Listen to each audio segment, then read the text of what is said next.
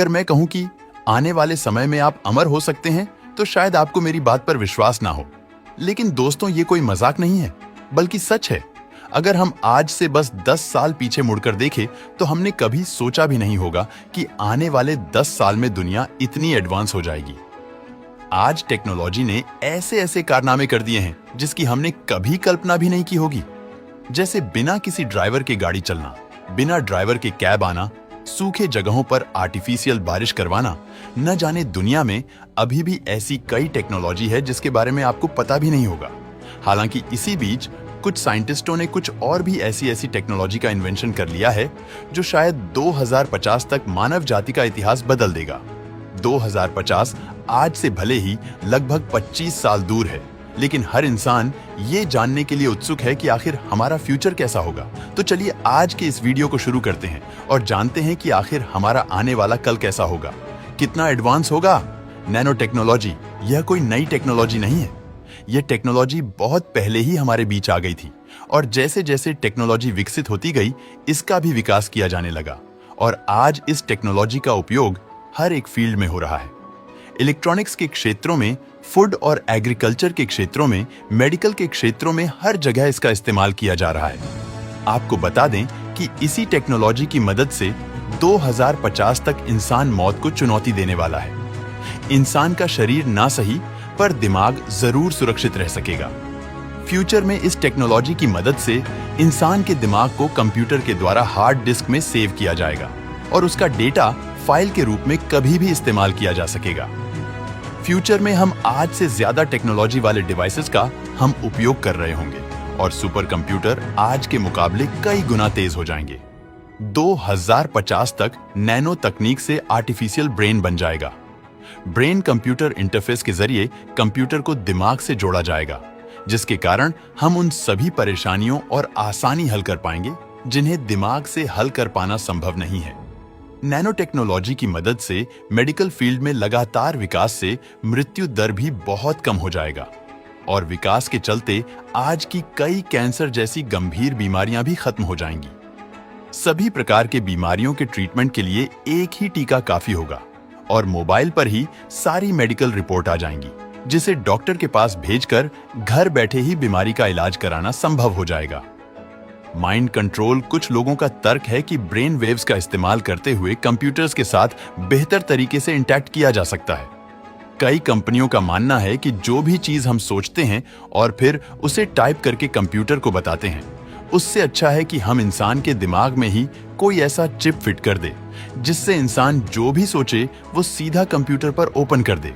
हाल ही इलेक्ट्रॉनफोग्राफी का इस्तेमाल करते हुए एक स्टार्टअप न्यूरेबल ने एक वर्चुअल रियलिटी गेम बनाया है जिसे आप माइंड के साथ खेल सकते हैं। फेसबुक का मानना है कि अगले कुछ सालों में यह टेक्नोलॉजी लोगों को अपने दिमाग की मदद से टाइप करने की सहूलियत देगी, जो कि मौजूदा समय में स्मार्टफोन कीबोर्ड से टाइप किए जाने के मुकाबले 5 गुना तेज होगा। ह्यूमन कंप्यूटर इंटरफेस से वेरिएबल डिवाइस और टेक्नोलॉजी को बनाने में मदद मिलती है। इसका सबसे बढ़िया उदाहरण स्मार्ट वॉच और फिटनेस ट्रैकर है। स्मार्ट वॉच और फिटनेस ट्रैकर बैंड से अब आसानी से कई हेल्थ रिलेटेड डेटा को मापा जाता है। इसको आसानी से पहना जा सकता है और ये इनसाइड इंफॉर्मेशन प्रोवाइड करवाते हैं। लेकिन ये केवल यहां तक की सीमित नहीं रहेगा। शूज से लेकर कपड़े तक में ह्यूमन कंप्यूटर इंटरफेस का इस्तेमाल होगा। टेक्नोलॉजी के साथ अच्छी बात है कि जितना एडवांस होती है उतनी छोटी होती चली जाती है।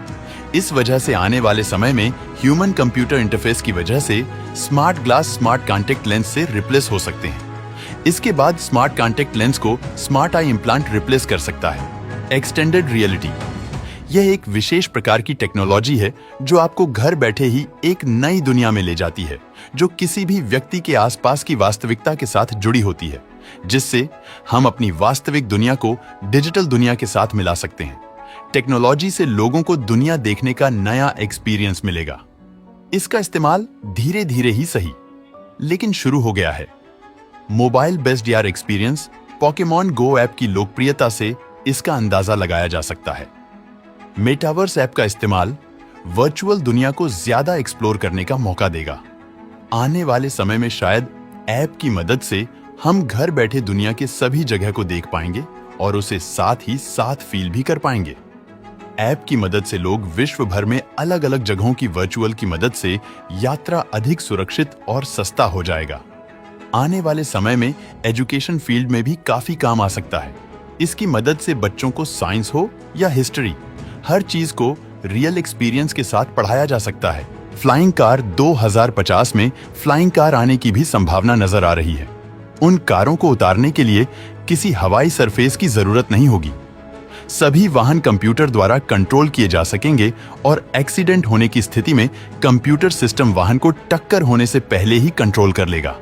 दुबई में ऐसी कारों पर रिसर्च जारी है और वहीं बेल नाम की एक कंपनी ने एक एयर टैक्सी का मॉडल तैयार भी कर लिया है जो दिखने में हेलीकॉप्टर जैसा दिखेगा और आपको उड़ाकर आसमान की सैर करेगा। बताया जा रहा है कि इस खास एयर टैक्सी बेल हेलीकॉप्टर में एक बार में 4 लोग बैठ सकते हैं।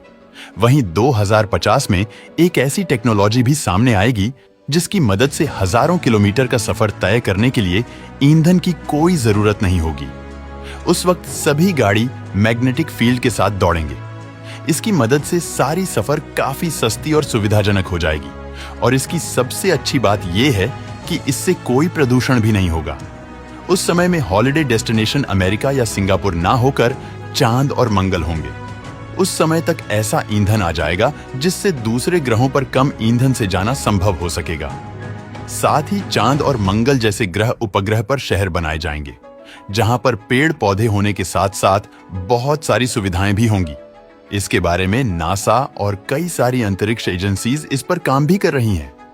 इसी के बीच दुनिया की कई एजेंसीज एलियन से संपर्क करने में भी लगी हुई है। अनुमान है कि 2050 तक हम एलियन और उनके ग्रहों को खोजने में कामयाब हो जाएंगे। और अगर फ्यूचर में कभी युद्ध जैसी स्थिति पैदा होती है और वर्ल्ड वॉर जैसे हालत बनते हैं तो भी आंकड़ों की माने तो पूरी दुनिया खत्म नहीं होगी, क्योंकि कोई भी बड़ी जंग पहले से ही कई देशों के पावरफुल लोग युद्ध होने से पहले अपने आप को महफूज कर लेंगे और यही बचे लोग इंसानियत को जिंदा रख सकते हैं। डिजिटल स्कूल आज हमें अपने बच्चों को स्कूल भेजने के लिए अलग से कोई ना कोई गाड़ी करना पड़ता है या फिर हमें खुद उन्हें स्कूल छोड़ना पड़ता है। इसमें आपका और हमारा काफी पैसा और समय दोनों लगता है। लेकिन दोस्तों 2050 तक स्कूल पूरी तरह से डिजिटल हो जाएगा।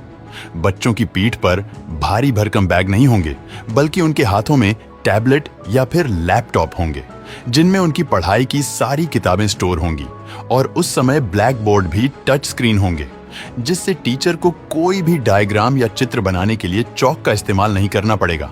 तो दोस्तों 2050 की दुनिया आपको कैसी लगी है? हमें कमेंट करके जरूर बताना।